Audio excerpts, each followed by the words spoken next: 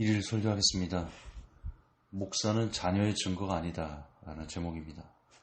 마태복음 12장 46절에서 50절입니다. 제가 읽겠습니다.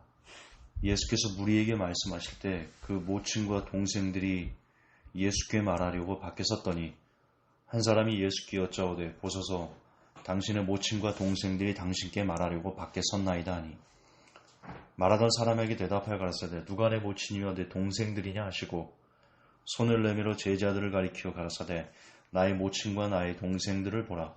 누구든지 하늘에 계신 내 아버지의 뜻대로 하는 자가 내 형제요 자매요 모친이니라 하시더라. 여러분, 지금 예수님은 하나님의 자녀가 누군지에 대해서 명확한 답을 주고 계시는데요. 우리들은 그 답을 보면서도 하나님의 자녀에 대해서 왜곡해서 알고 있습니다. 명확하게 하나님의 자녀는 나옵니다. 하늘에 계신 아버지의 뜻대로 하는 자가 내 형제요 자매요 모친이다. 그러니까 목사가 자녀의 증거가 아니고요. 어떤 직분을 가진 사람이 권사님이나 장로님이나 집사님이나 그건 사람이 부여한 겁니다.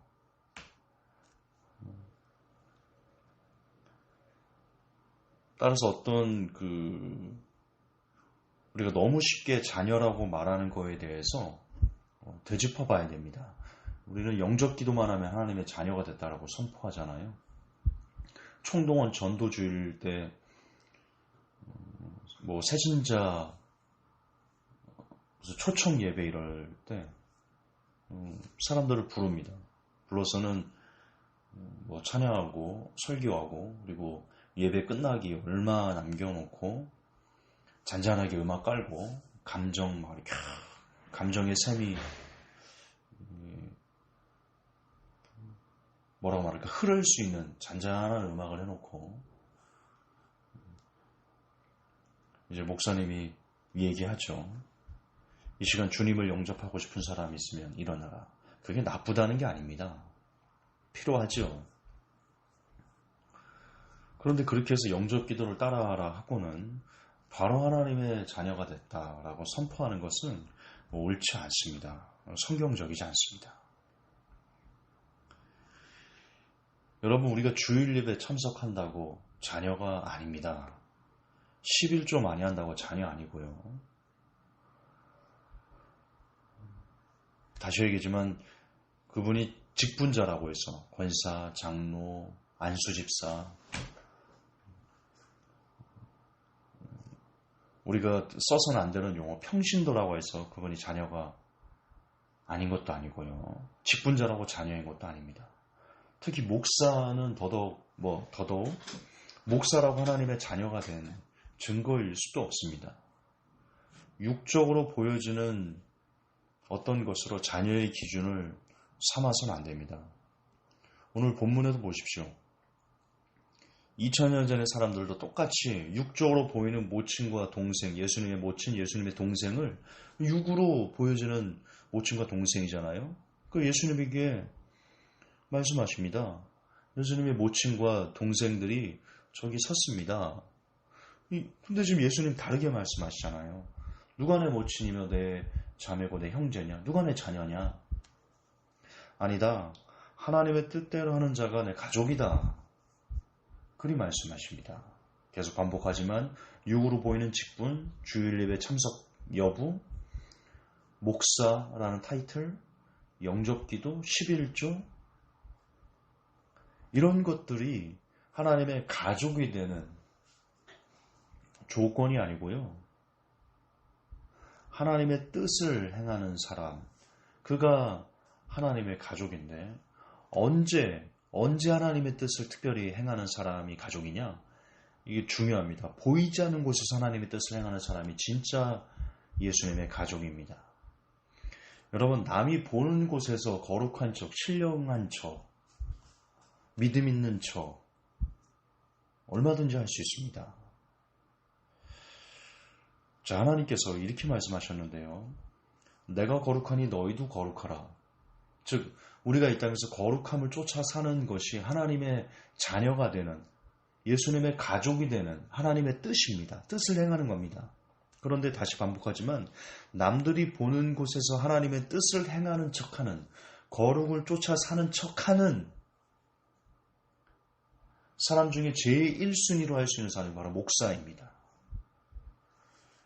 단에서 그럴듯한 설교를 하면요, 우리는 거룩하게 생각합니다. 제가 지금 유튜브로 여러분 설교한다고 제가 거룩할까요?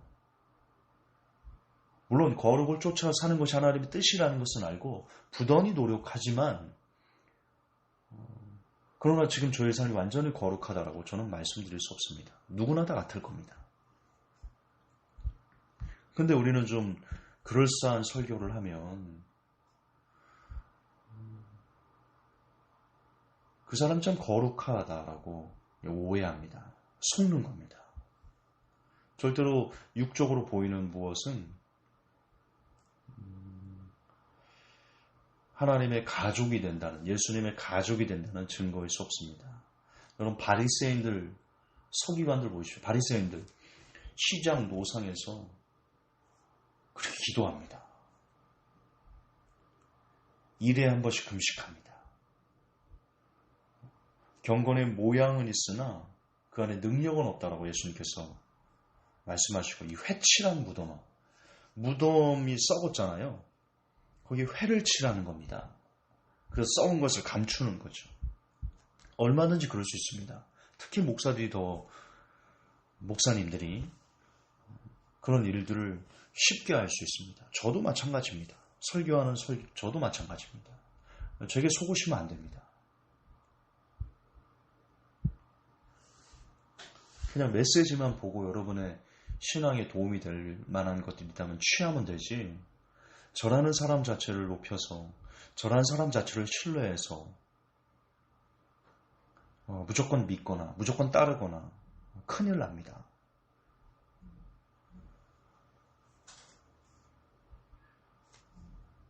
그러므로 남들이 보는 곳에서 거룩한 척, 하나님의 자녀인 척, 하나님의 가족인 척 얼마든지 쇼할 수 있습니다. 그리고 본인도 그렇게 할 수 있습니다. 본인이 그렇게 쇼를 한다는 것도 속을 수 있습니다.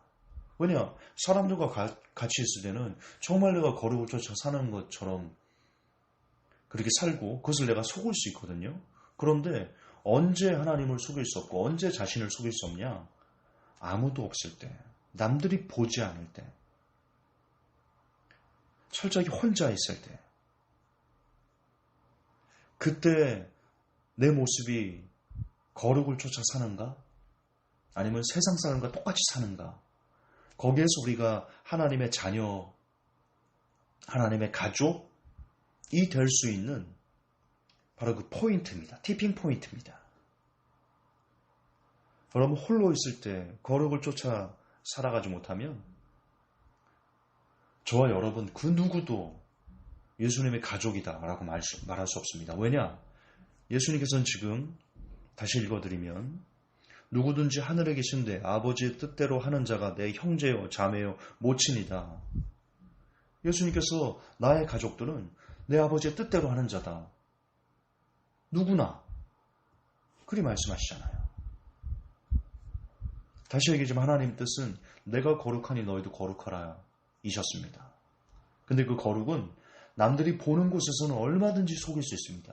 본인들 스스로 속을 수 있습니다. 아, 내가 거룩을 쫓아 사는구나. 그러나 혼자 있을 때, 아무도 보지 않을 때, 다른 누군가에게 내 거룩함을 증명할 필요가 없을 때, 그때도 나는 하나님의 뜻을 내 삶에서 행하는가? 내가 거룩하니 너희도 거룩하라 하신 그 하나님의 뜻을 내가 행하고 살아가는가? 아무도 보지 않아도 여러분, 그분이 진짜 믿는 자입니다. 만약 그렇게 아무도 보지 않는 곳에서 하나님께서 내가 거룩하니 너도 거룩하라는 그 말씀을 성취하기 위해서 부단히 아무도 보지 않는 곳에서 거룩을 쫓아 살 때, 죄와 싸울 때, 그 사람은 믿음이 있다라고 말할 수 있습니다. 그리고 믿음이 있기 때문에 그 사람은 예수님께서 내 가족이다 라는 그 말씀을 들어도 합당한 그런 사람이 되는 겁니다. 여러분, 홀로 있을 때, 아무도 보지 않을 때 믿음이 진짜 믿음입니다. 그 사람의 믿음이 여러분의 믿음이 살았습니까? 죽었습니까? 스스로 판단할 수 있습니다. 스스로 검증할 수 있습니다. 혼자 있을 때 여러분의 삶을 보십시오. 아무도 보지 않을 때 여러분의 삶을 보십시오. 교회에서 사람들 많을 때 뜨겁게 눈물을 흘리며 찬양할 수 있습니다. 그러나 홀로 있을 때 하나님을 전혀 생각하지 않고 세상과 완전히 짝해서 세상을 즐기며 세상과 하나 돼서 그렇게 살아갈 때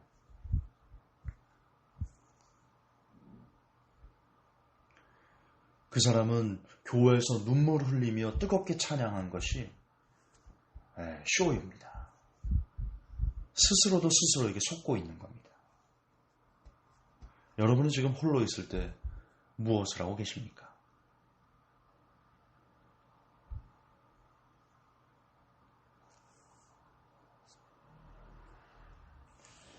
하나님,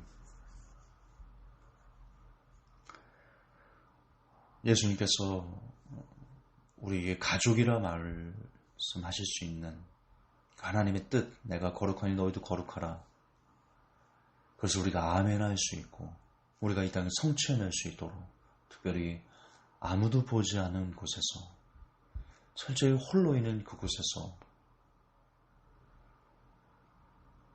하나님께서 거룩하라 하신 그 명령을 쫓아 그 하나님의 뜻을 쫓아 그 삶을 성취해낼 수 있는 제가 그리고 이 메시지를 듣는 모든 성도들이 되게 하셔서 정말 하나님의 가족이 될 수 있는 복을 우리가 이 땅에서 누릴 수 있게 하여 주옵소서. 예수님 이름 받들어 기도합니다. 아멘.